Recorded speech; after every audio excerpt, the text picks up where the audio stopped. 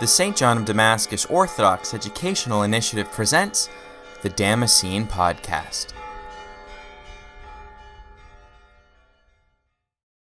Standing from the Syrian on the Lord, section 50. So likewise the ship that carried our Lord, it was he that bare it, in that he stayed from it the wind that would have sunk it. Peace, for thou art shut up. While he was on the sea, his arm reached even to the fountain of the wind to shut it up. The ship bare his manhood, but the power of his Godhead bare the ship, and all that was therein.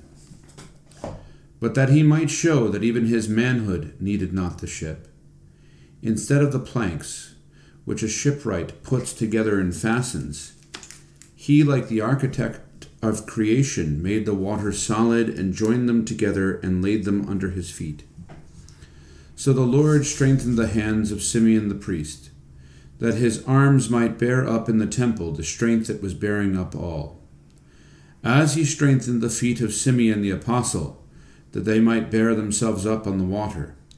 And so that name which bore the first begotten in the temple was afterwards borne up by the first begotten in the sea, that he might show that as in the sea the drowning was borne up by him, he did not need to be borne by Simeon on the dry ground.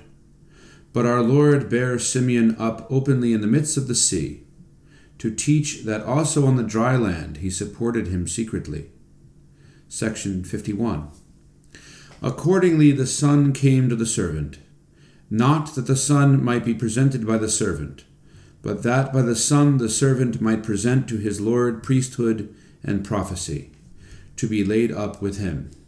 For prophecy and priesthood, which were given through Moses, were handed down, both of them, and reached to Simeon.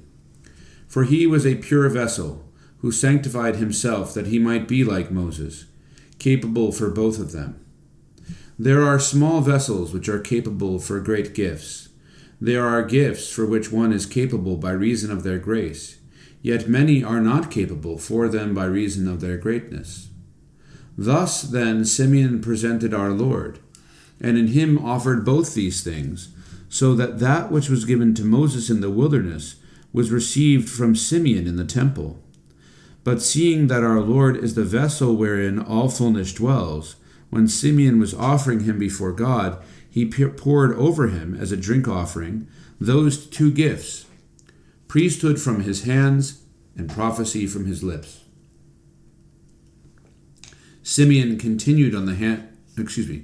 Priesthood continued on the hands of Simeon because of his purifications, and prophecy dwelt in operation upon his lips because of revelations. When then these two powers saw him who was Lord of both, they too united together and poured themselves into the vessel that was capable of both, that could contain priesthood and kingdom and prophecy. That infant then, who was wrapped in swaddling clothes because of his graciousness, clothed himself in priesthood and prophecy because of his majesty. For Simeon clothed him in these, and gave him to her who had wrapped him in swaddling clothes.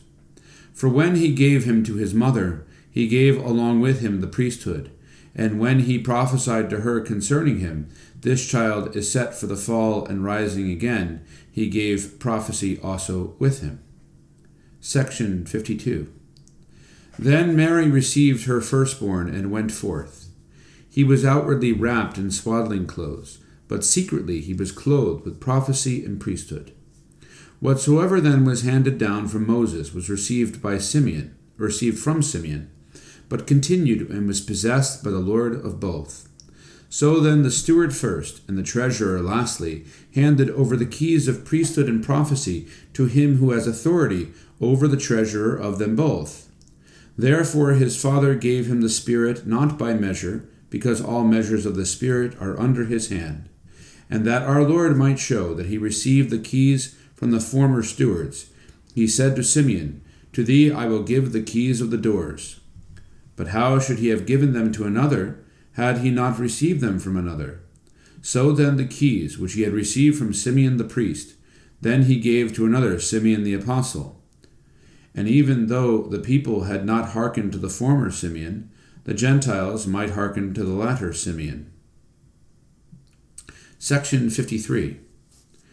But because John also was the treasurer of baptism, the Lord of the stewardship came to him to receive from him the keys of the house of reconciliation.